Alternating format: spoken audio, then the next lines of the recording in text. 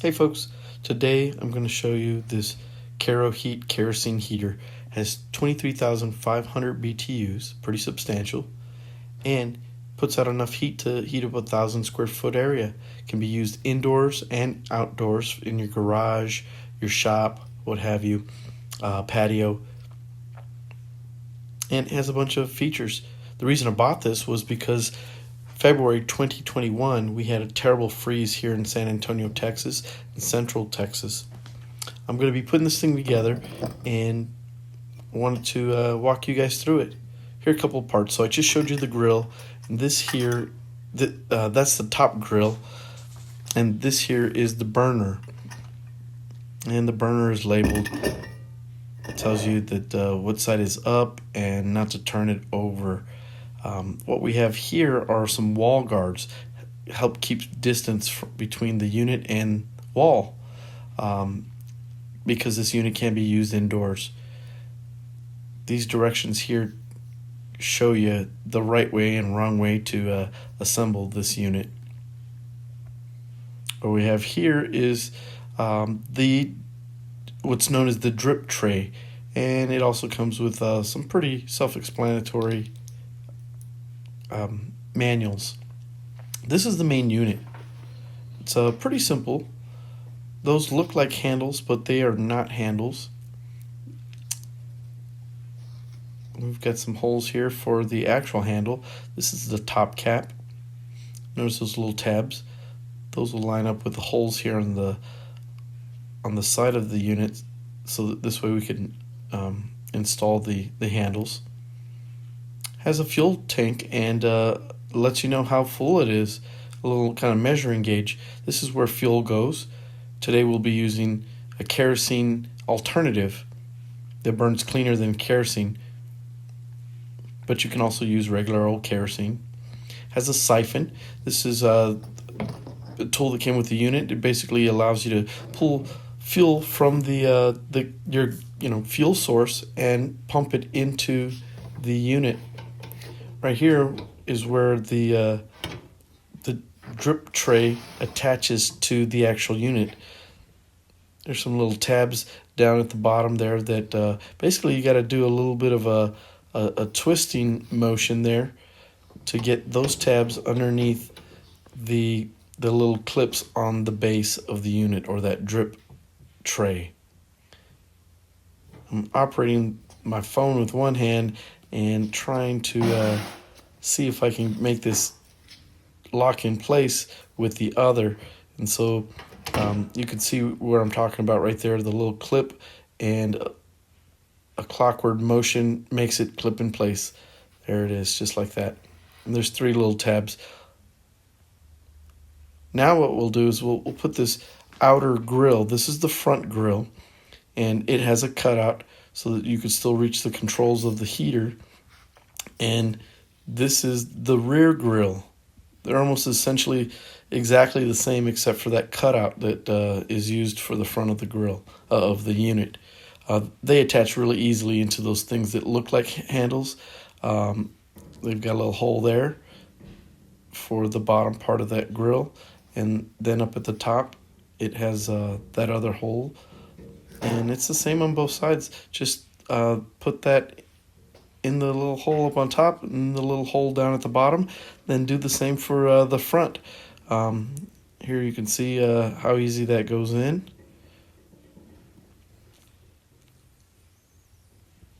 And again, the front has the cutout that's so that you can access those controls. Easy peasy.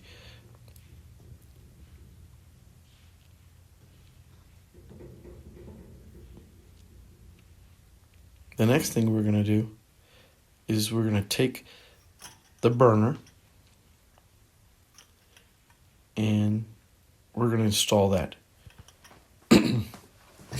Again, this is the top, the part with the little metal, kind of spiraled metal up in the front right here. This part is going to go towards the front and can be seen through the window or the little doorway. And we're just going to put this right down in there. and it's going to lay flush there. And when it's in place, it'll come back over and we'll take a look in the little doorway, and we should be able to see it in there, sitting flush with that little adjustment spindle there. And the door closes just like that. And there we go. All right. The next part is assembling the top plate and the handle. It's like a carrying handle. And so those little tabs will want to go to the inside of the heater. Again, I'm over here operating with one hand holding the phone and one hand trying to assemble this. So essentially you could do this thing one-handed. And you'll see I left a little tab out here in the back. Let's go ahead and get that in there. All right. Next, we're going to take this handle out, and notice those little tabs. Those will go in these holes right here. And then we'll twist this, and it will go in all the way.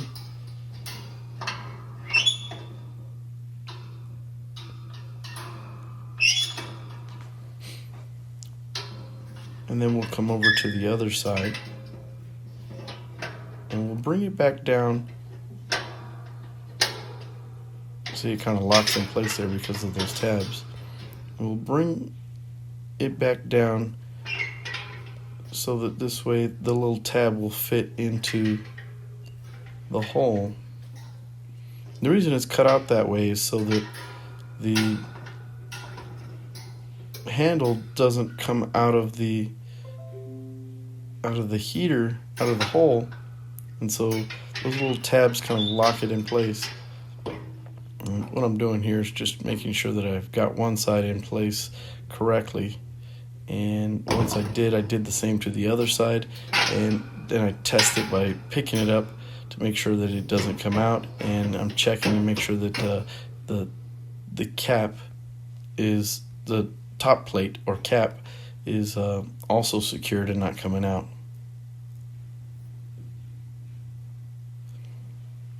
Next, we'll go ahead and put the top grill on, and there's three little clips that you'll watch as I slide them into place, and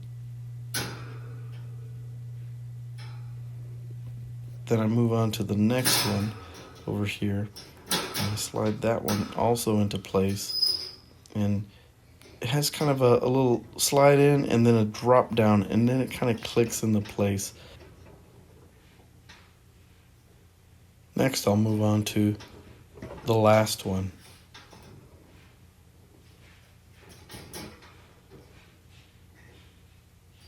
On the last one, you kind of have to flex the metal just a little bit to get it to slide in, and then clip it down. Again, operating one-handed here. There we go.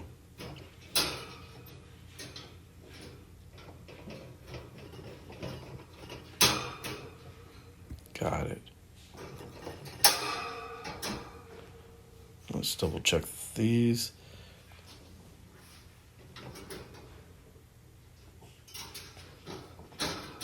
All right. Now that that's secured. Now the main reason for all of this basket around the heater is just to keep things from touching it or people from touching it and getting burnt. Next, let's go ahead and put on the wall guards. These are just to make sure that we don't come too close to the walls with the heater. You'll notice that from the picture here, the correct assembly shows that the little bent tab is going to go on your left side, and the straight one is going to be on the right hand side. And so there's the right hand side, and again, operating with one hand on the camera, one hand on the wall guard. There we go. Slid it into place. And there we have it. Now all three are done the same way. So here I go with the other two.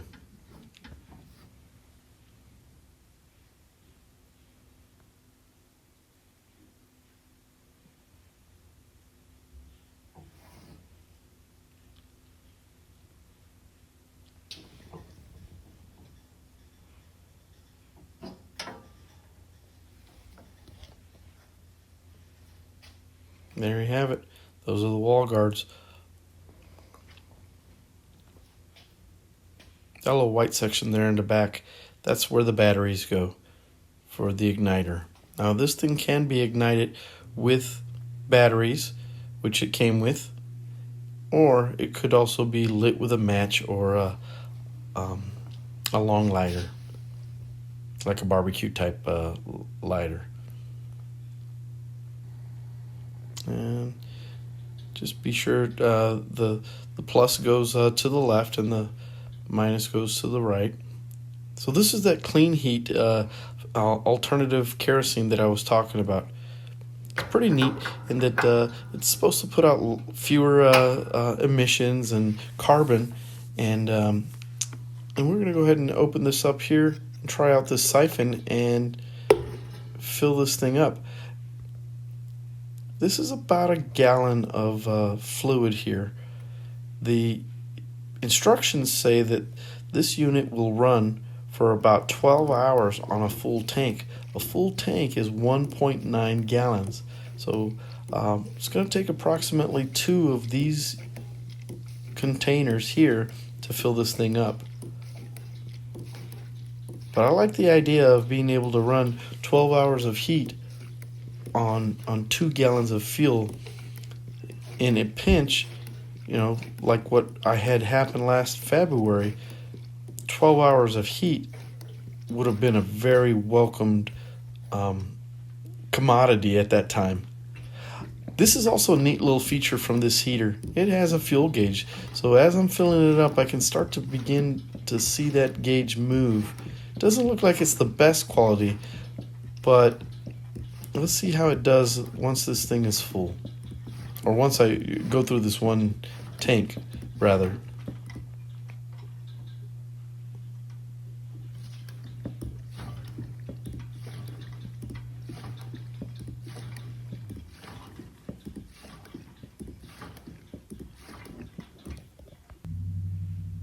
That's where I end up, right there. So a little bit over halfway full is what it looks like, or about halfway full. I'm going to go ahead and put this cap back on.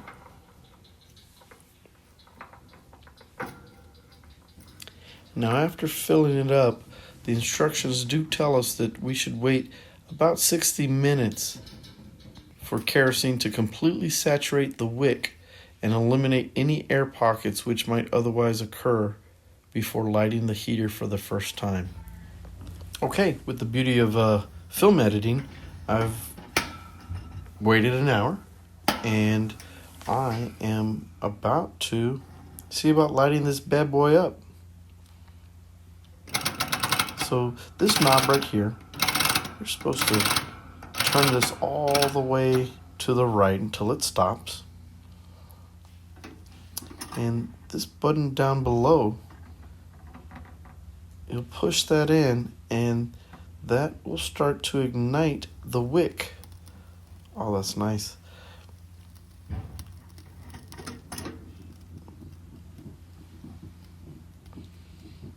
And so it's lit now. And we're going to take a peek in this little window here up on top and see what that flame looks like in there.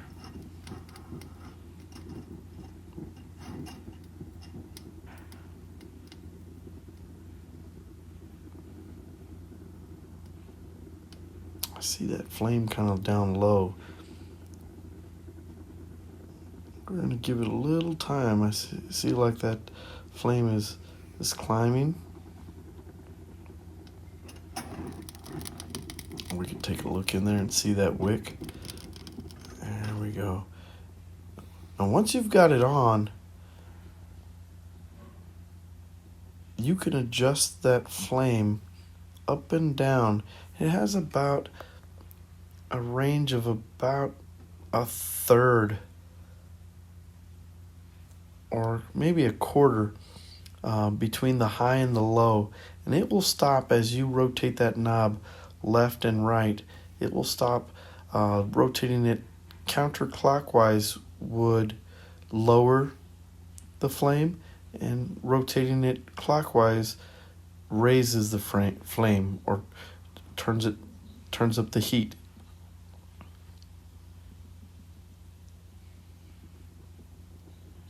And what I'm doing here is I'm messing with that knob, and I'm raising the heat and lowering the heat, and it looks like it's working just fine. I can already start to feel some of the heat coming out of this unit. They recommend lighting the heater for the very first time outdoors. This is to eliminate any odors from the initial light up from collecting inside your home. Now, you don't want the flame to be too high because it produces smoke and soot. Too low can produce like an odor and carbon monoxide. So the right way to have the flame on this unit is about midway. It's the most efficient way to run it and the safest way to run it as well. Safest and cleanest way to run it. Right there you can see the adjustment between low and high, and this button over here on the left is the manual shutoff. When you push that button down, it will cut the unit off.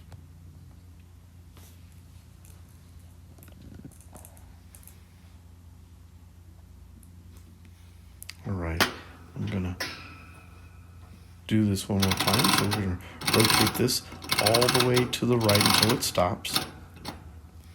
And then we're going to push this button down on the bottom, and it lit right up. Okay, now we're going to go ahead and adjust. There's the low and there's the high. We can watch the flame as we do it. There's low and there's high. And we want to be somewhere about the middle when we run this thing. And then let's try cutting it off again. All right, and just like that, the power is off. And close the door, and I can already feel the unit is hot. Not too hot yet, but I'm sure it'll warm up given a little time. Guys, I want to thank you